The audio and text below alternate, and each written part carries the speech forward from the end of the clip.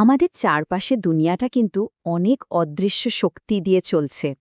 আজ আমরা ঠিক এমনই একটা শক্তিশালী প্রক্রিয়া নিয়ে কথা বলবো, যেটা নীরবে প্রতিনিয়ত আমাদের পৃথিবীকে একটু একটু করে বদলে দিচ্ছে। চলুন এই দারুণ বিজ্ঞানের গভীরে ডুব দেওয়া যাক। ভাবুন তো একবার, ঘরের এক কোণে কেউ পারফিউম লাগালো, আর কিছুক্ষণের মধ্যে সেই দারুণ গন্ধটা কিভাবে যেন আপনার নাকে এসে লাগলো। এটা কি কোনো জাদু? আচ্ছা, আরেকটা জিনিস ভাবুন। গরম চায়ের কাপে চিনি দিলেন, কিন্তু নাড়লেন না। তাও তো একটু পরে পুরো চাটাই মিষ্টি হয়ে যায়।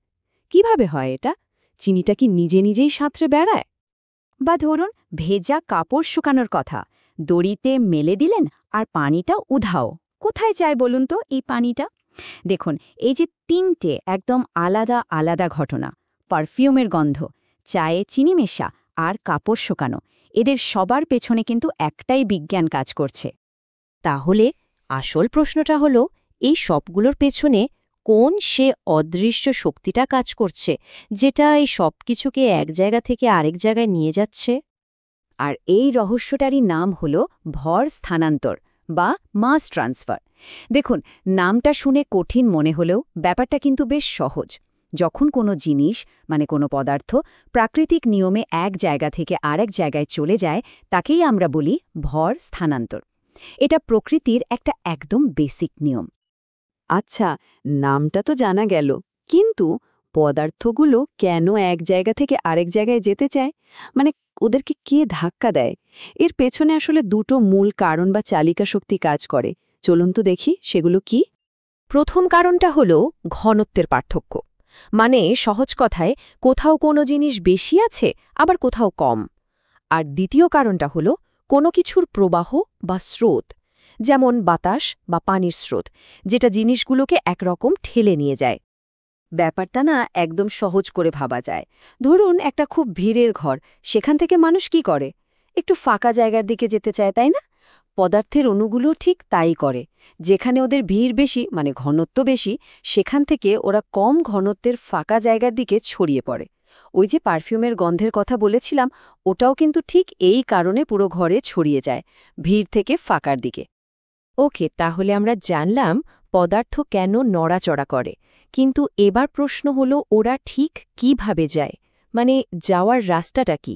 এর জন্য মূলত দুটো প্রধান প্রক্রিয়া বা রাস্তা আছে।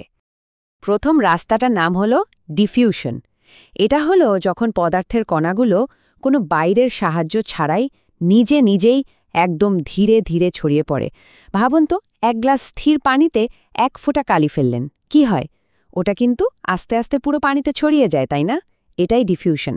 আর দ্বিতীয় রাস্তাটা হলো কনভেকশন। এখানে বাতাস বা পানির স্রোতের মতো কোনো একটা বাইরের শক্তি এসে এই ছড়িয়ে পড়ার কাজটাকে অনেক অনেক গুণ দ্রুত করে দেয়। ঠিক যেন ওই কালির পানিতে একটা চামচ দিয়ে নেড়ে দেওয়ার মতো, সঙ্গে সঙ্গে সব মিশে যাবে। এই টেবিলটা একবার দেখুন, তাহলে পার্থক্যটা আরও পরিষ্কার হয়ে যাবে। ডিফিউশন দেখুন, এটা ধীর গতির আর নিজে থেকেই হয়। এর একমাত্র কারণ হল ঘনত্বের পার্থক্য। অন্যদিকে কনভেকশন কিন্তু খুব দ্রুত গতির, আর এর জন্য বাইরের কোনো শক্তি বা প্রবাহের ধাক্কা অবশ্যই দরকার। আর জানেন, এই ডিফিউশন কিন্তু একটা দারুণ নিয়ম মেনে চলে। এটাকে বলে ফেক এর সূত্র। ব্যাপারটা কি? খুব সহজ। ধরুন, দুটো পানির ট্যাঙ্ক, একটা পাইপ দিয়ে জোড়া লাগানো। একটা লেভেল অনেক উঁচু, আরেকটার অনেক নিচু। কি হবে? উঁচু ট্যাঙ্ক থেকে নিচু ট্যাঙ্কে পানি খুব দ্রুত যাবে, তাই না? পার্থক্যটা যত বেশি, পানির স্রোতও তত জোরালো। ঘনত্বের ক্ষেত্রেও ঠিক একই ঘটনা। দুই জায়গার মধ্যে ঘনত্বের পার্থক্য যত বেশি হবে, কণাগুলো তত দ্রুত ছড়িয়ে পড়বে।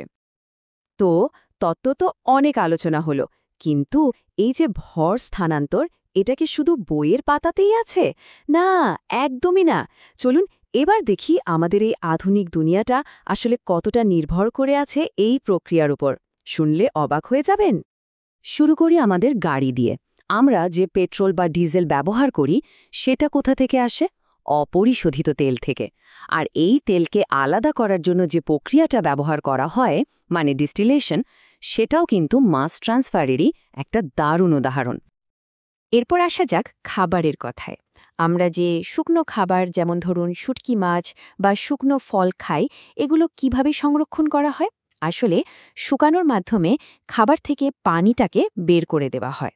আর এই পানি বের হয়ে যাওয়াটাও কিন্তু একটা মাস ট্রান্সফার প্রক্রিয়া। এর ফলে খাবার অনেক দিন পর্যন্ত ভালো থাকে। এমনকি আমরা যে শুদ্ধ পানি পান করি তার পেছনেও কিন্তু এই একই বিজ্ঞান। ওয়াটার পিউরিফায়ারের ভেতরে যে অ্যাক্টিভেটেড কার্বন থাকে সেটা অ্যাবজর্পশন প্রক্রিয়ার মাধ্যমে পানির মধ্যে থাকা সব দূষিত পদার্থকে শুষে নেয়।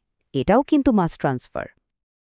আর সবশেষে আমাদের রান্নাঘরের তেল, সর্ষে, সয়াবিন বা সূর্যমুখী বীজ থেকে যে তেলটা বের করে আনা হয় সেই এক্সট্র্যাকশন প্রক্রিয়াটাও কিন্তু মাস ট্রান্সফারের ওপরই নির্ভরশীল।